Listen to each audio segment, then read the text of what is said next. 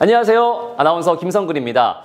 최근 녹조 현상에 대한 뉴스를 많이 접하셨을 텐데요. 많은 분이 녹조를 여름에 찾아오는 불청객으로 생각하실 겁니다. 오늘은 녹조의 원인이 되는 조류가 왜 대량으로 확산하는지 살펴보고 미세 조류를 에너지원으로 활용하는 방법이 있는지 함께 알아보겠습니다.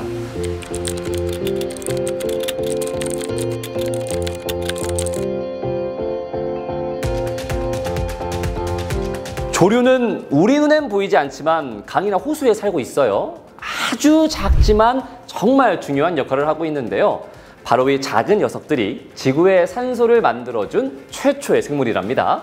물속에서 조류가 만들어주는 산소로 물고기들이 숨을 쉬고요. 거기다가 물속 생태계의 먹이원이 되기도 하죠. 이 조류는 생태계의 유지를 위해서는 없어서는 안 될 존재입니다. 조류의 종류는 정말 다양해요. 이 다양한 조류 중에 녹조 현상의 주 원인이 되는 게 바로 남조류입니다. 남조류는요, 다른 조류보다 좀 더 원시적인 광합성 세균의 범주에 속해 있습니다. 세균의 특성을 가지고 있다 보니까 일반 조류보다 환경 적응력이 강하고요. 질소나 인이 매우 낮은 열악한 성장 조건에서도 폭발적으로 증식을 할 수 있습니다. 조류의 증식을 이해하기 위해서는 조류를 발생시키는 원인을 이해할 필요가 있겠죠. 일반적으로 조류는 빛, 수온 등 자연적인 요인과 오염원의 유입으로 인한 영양염료와 같은 인위적인 요입이 복합적으로 작용해서 발생합니다. 녹조가 증식하는 주요 원인 중 하나인 영양염류를 살펴볼까요? 영양염류가 질소와 인과 같은 화학 성분입니다.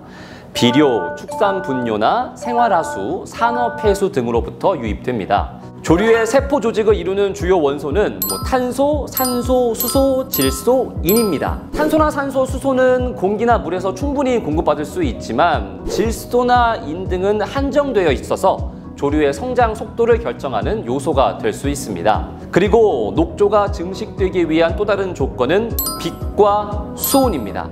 자, 생각해보세요. 우리는 주로 여름철이 되면 녹조에 대한 얘기를 많이 들을 수 있죠. 그만큼 햇빛은 조류의 광합성을 위해 필수적 요소고요. 수온은 조류의 최적 성장을 좌우하는 요인입니다. 녹조 현상의 원인이 되는 남조류는 20에서 30도씨의 수온에서 가장 왕성하게 성장을 하고요.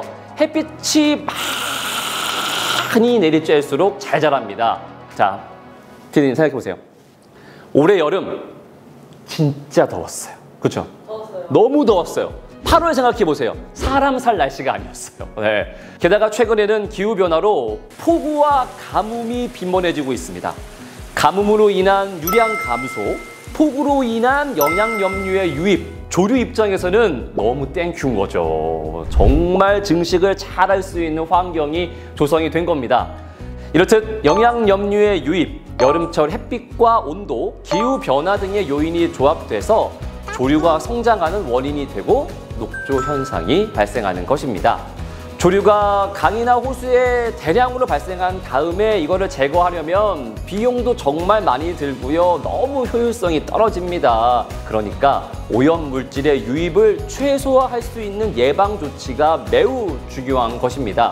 그렇기 때문에 환경부에서는 가축분뇨 배출 처리 시설과 하폐수 공공처리 시설을 점검하는 등 오염물질 처리를 위한 관리를 하고 있습니다.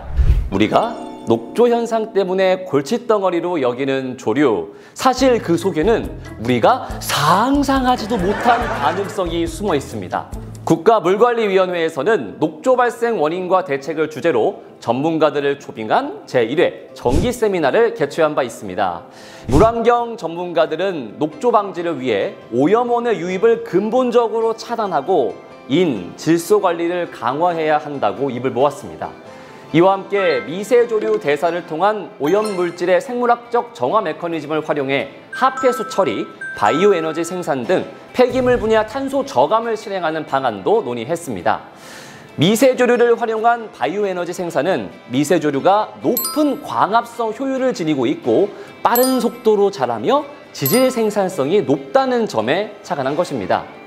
미세조류는 단위 무게당 지방 함량치가 높아요. 그래서 연간 기름 생산량이 대두의 100배 이상입니다. 네, 거기다 미세조류는 옥수수 같은 식량이 아닌 비식량 기반의 에너지원으로서 식량 안보에도 영향을 주지 않는 점이 큰 장점이죠.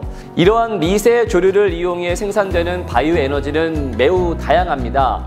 대표적으로 바이오 에너지는 바이오 디젤, 바이오 항공유, 그리고 바이오 가스가 있습니다.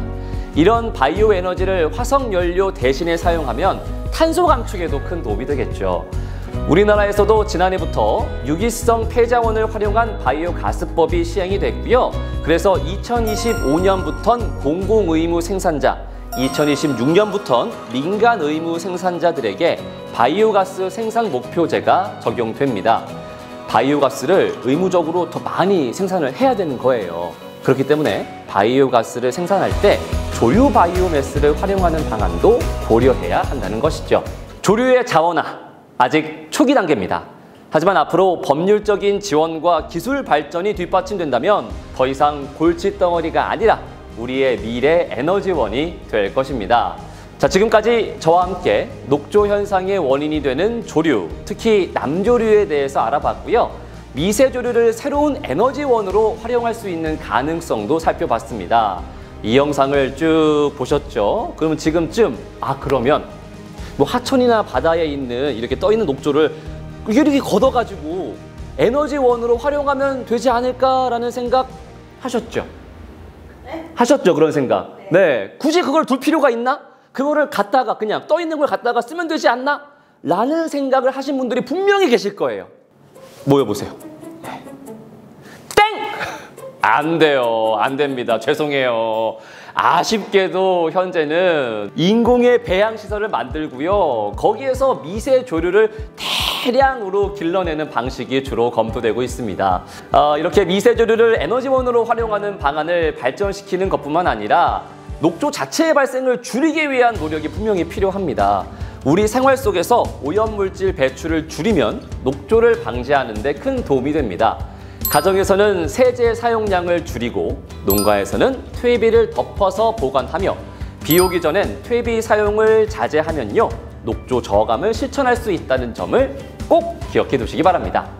국가물관리위원회에서도 녹조 해결을 위해 국민이 공감할 수 있는 원인 규명과 근본적인 방안을 제시할 수 있도록 노력해 나갈 것입니다.